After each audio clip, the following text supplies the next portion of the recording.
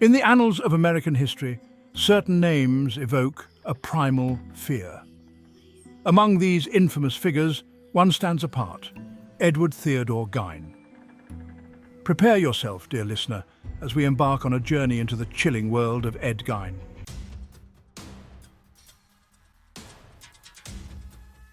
Ed Gein was not a monster born, but a monster made. His upbringing, a suffocating cocktail of religious fanaticism and social isolation, played a crucial role in shaping the man he would become.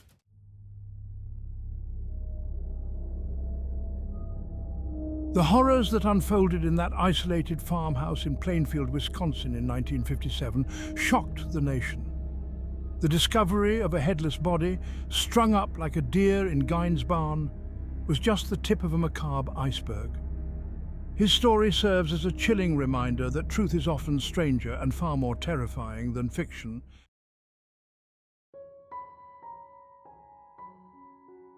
Our journey into the heart of darkness begins in the year 1906 in La Crosse County, Wisconsin. Born into a family grappling with alcoholism and financial instability, Ed's early life was far from idyllic. His father, George, was a weak-willed man, often seeking solace at the bottom of a bottle. Augusta, a stern, deeply religious woman, ruled the Gein household with an iron fist.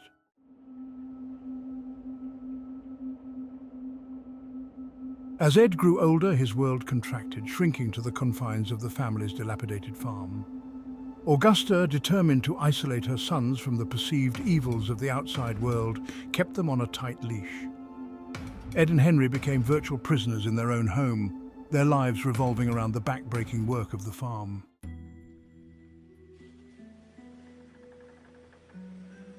The year 1940 brought with it a significant change to the Gein family dynamic. George, Ed's father, died, leaving Ed alone with his mother and brother. Despite the suffocating atmosphere, a glimmer of hope appeared when Henry began to challenge their mother's iron grip.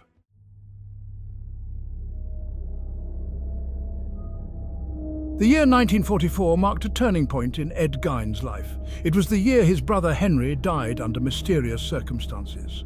The loss of Henry sent Ed spiraling further into his own twisted world.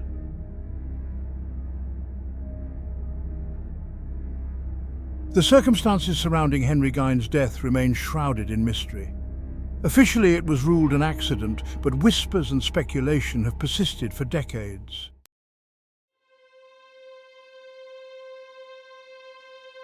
With Henry gone, Ed became Augusta's sole focus, her grip on him tightening like a vice. She filled their days with endless sermons, reinforcing her warped worldview. When she finally succumbed to a series of strokes in 1945, Ed was utterly devastated.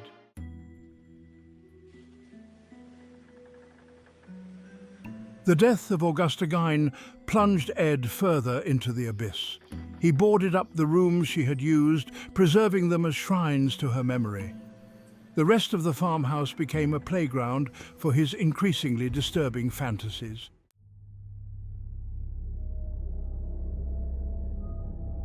The gruesome discoveries at the Gein farmhouse painted a horrifying picture of Ed's descent into madness.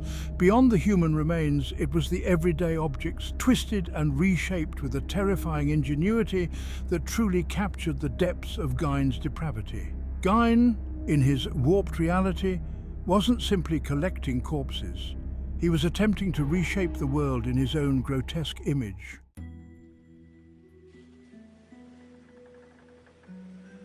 As the investigation into Ed Gein's crimes deepened, psychiatrists and psychologists were brought in to make sense of the senseless. Their task, to delve into the labyrinth of Gein's psyche, to unravel the tangled threads of nature and nurture that had created such a monster. Their findings, while disturbing, provided a glimpse into the mind of a man consumed by his own demons. Gein, they concluded, suffered from a myriad of mental illnesses, including necrophilia, schizophrenia, and borderline personality disorder. His upbringing, steeped in religious fanaticism and warped by his mother's domineering personality, had created a fertile ground for these disorders to flourish. Augusta's constant pronouncements about the evils of women, coupled with her suffocating control over Ed's life, had left him with a deep-seated fear and loathing of the female form. This abhorrence, however, was intertwined with a perverse fascination.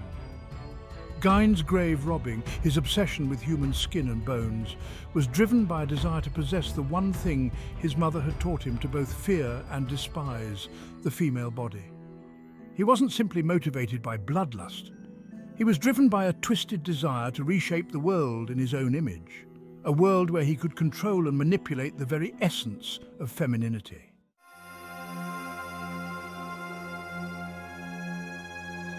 The ripple effects of Ed Gein's crimes extended far beyond the borders of Plainfield, Wisconsin.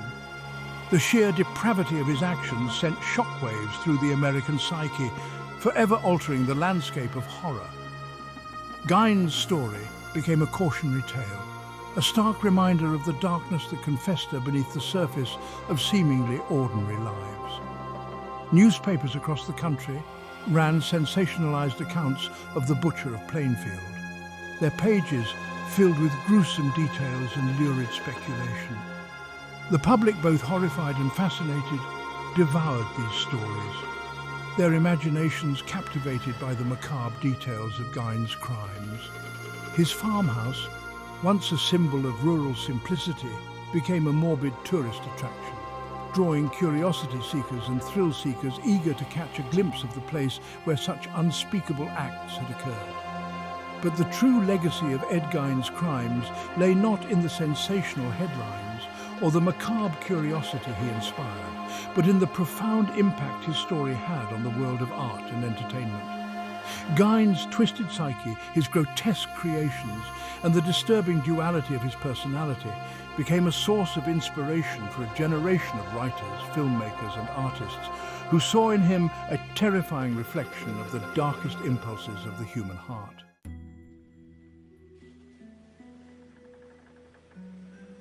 The true horror of Ed Gein's legacy lies not in the gruesome details of his crimes, but in their lasting impact on the collective consciousness.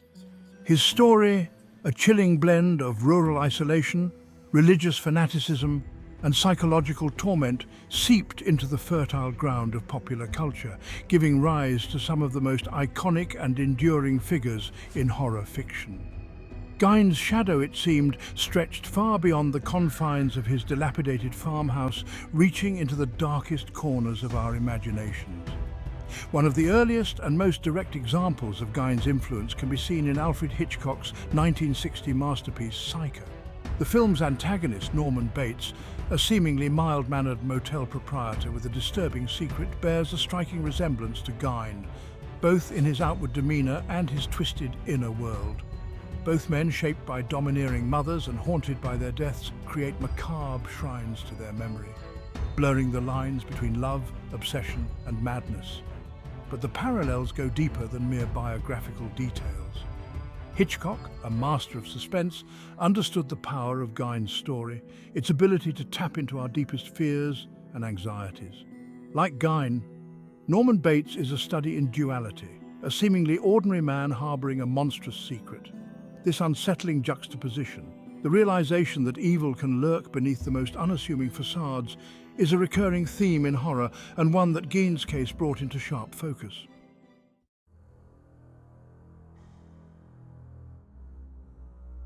While Hitchcock's Psycho explored the psychological underpinnings of Gein's crimes, Tobe Hooper's 1974 slasher film, The Texas Chainsaw Massacre, offered a more visceral and unrelenting exploration of his legacy. The film's antagonist, Leatherface, a hulking, masked figure who wears the skin of his victims, is a direct homage to Gein's penchant for crafting trophies from human remains. Leatherface, like Gein, is a product of a rural backwater, his actions shaped by a perverse family dynamic and a warped sense of morality.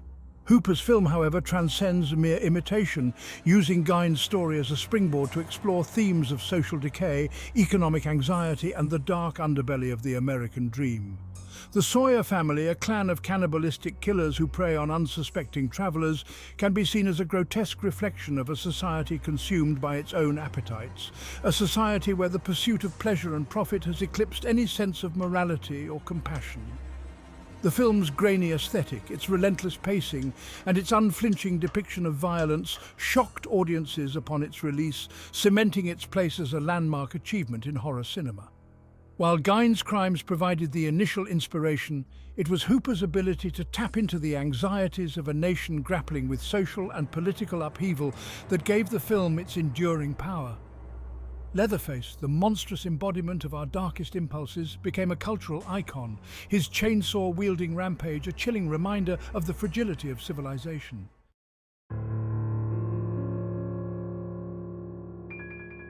The influence of Ed Gein's case on horror cinema extends far beyond the gruesome aesthetics and shocking violence that characterized films like the Texas Chainsaw Massacre. Gein's story, with its emphasis on psychological manipulation, fractured identities, and the unsettling duality of human nature, resonated with filmmakers interested in exploring the darker corners of the human psyche. One such filmmaker was Jonathan Demme, whose 1991 masterpiece, The Silence of the Lambs, featured one of the most iconic and terrifying villains in cinematic history, Hannibal Lecter. While not directly based on Ed Gein, Hannibal Lecter shares several chilling similarities with the notorious killer. Both men possessed keen intellects and sophisticated tastes, masking a profound capacity for cruelty and depravity. Gein's macabre fascination with the human body found a chilling parallel in Lecter's cannibalistic urges, both men driven by a desire to possess and consume that which they found both alluring and repulsive. Demme's film, like Hitchcock's Psycho before it, understood the power of suggestion, the terror that stems from the slow unraveling of sanity, and the realization that true evil often wears a human face. Gein's legacy, once confined to the macabre headlines of sensationalized news reports, had infiltrated the realm of high art, his story serving as a cautionary tale about the monstrous potential that lies dormant within us all.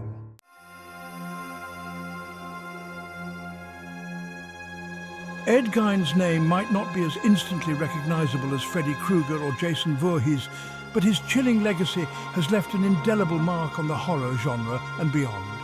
His crimes, a grotesque fusion of reality and nightmare, became a morbid fascination for the public, igniting a cultural obsession with serial killers that continues to this day.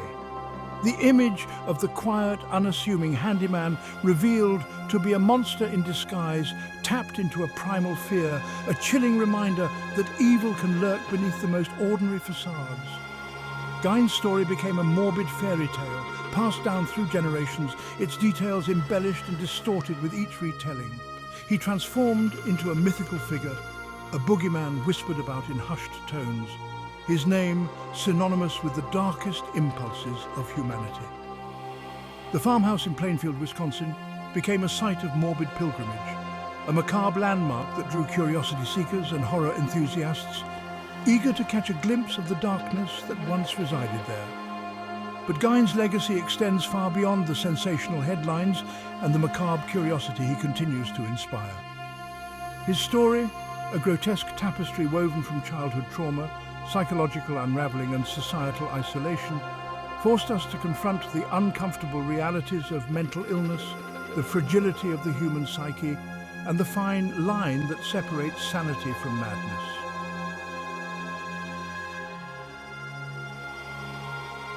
Ed Gein's story serves as a haunting reminder that the monsters we fear the most are often not the stuff of fiction, but flesh and blood individuals driven by their own twisted desires and tormented pasts. His influence on popular culture, while undeniable, is a testament to the power of horror to confront us with our deepest fears, to force us to examine the dark underbelly of society, and acknowledge the potential for evil that resides within us all. As we delve into the annals of true crime and explore the dark recesses of the human psyche, it's essential to remember that behind every monstrous act lies a complex and often tragic story. Ed Gein, for all his depravity, was a product of his environment. a victim of circumstance and a sufferer of untreated mental illness. His story, while horrifying, should serve not only to shock and disgust, but to foster a deeper understanding of the factors that contribute to violence and the importance of addressing mental health issues within our communities. If you found this exploration of Ed Gein's chilling story and his lasting impact on horror insightful, don't forget to like this video and subscribe to our channel for more deep dives into the dark side of history and pop culture. Hit that notification bell to stay updated on our latest uploads, and let us know in the comments what other terrifying tales you'd like us to uncover.